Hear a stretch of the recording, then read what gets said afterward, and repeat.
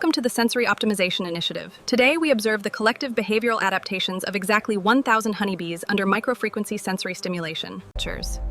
By introducing low-impact acoustic patterns, we can map the immediate neural responses across the entire population. Observe the immediate synchronization. The 1,000 test subjects begin to operate not as individuals, but as a singular sensory network responding to the acoustic waves.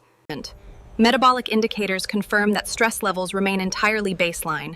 This confirms our theory that collective sensory stimulation is complete. Phase 2 introduces an olfactory variable.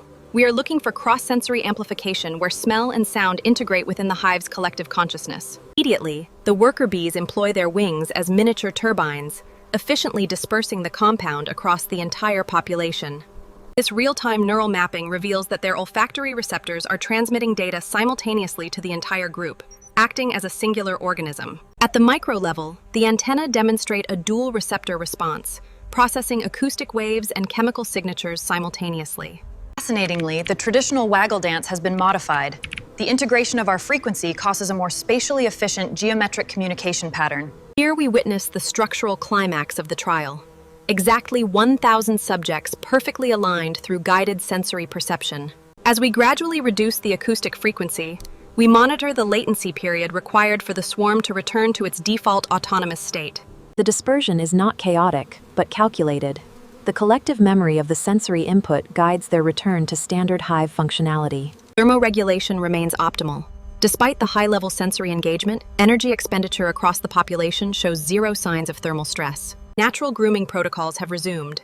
This behavioral marker confirms that the microfrequency stimulation leaves no residual neurological static. Midpoint analysis complete. The 1,000 subjects successfully processed and adapted to synchronized multisensory input. Phase 3 incorporates polarized light patterns. We are testing visual sensory hijacking, projecting simulated celestial navigation cues directly into the enclosure. The response is instantaneous. The entire population aligns their flight trajectories with the artificial light vectors, interpreting them as the sun's position. At the optical level, the ommatidia within the compound eyes are processing the ultraviolet shifts without any signs of retinal fatigue. By shifting the polarization angle 90 degrees, we trigger an immediate, unified navigation correction across the entire swarm. We now initiate maximum sensory load. Acoustic frequencies, olfactory compounds, and polarized light are integrated simultaneously. Remarkable. Under uniform multisensory stimulation, the colony temporarily abandons chaotic flight to form a protective, highly efficient spherical structure. Biometric counting systems confirm 100% participation. All 1,000 subjects are integrated into the geometric formation without a single outlier. We begin the sensory de-escalation protocol. First, we remove the visual override, allowing their natural optical sensors to... Without the polarized visual anchors, the structural geometry dissolves. The subjects safely transition back to localized exploratory flight paths. The olfactory compound is currently being purged from the environment. Atmospheric sensors indicate a return to 100% neutral air quality. Acoustic signals terminated.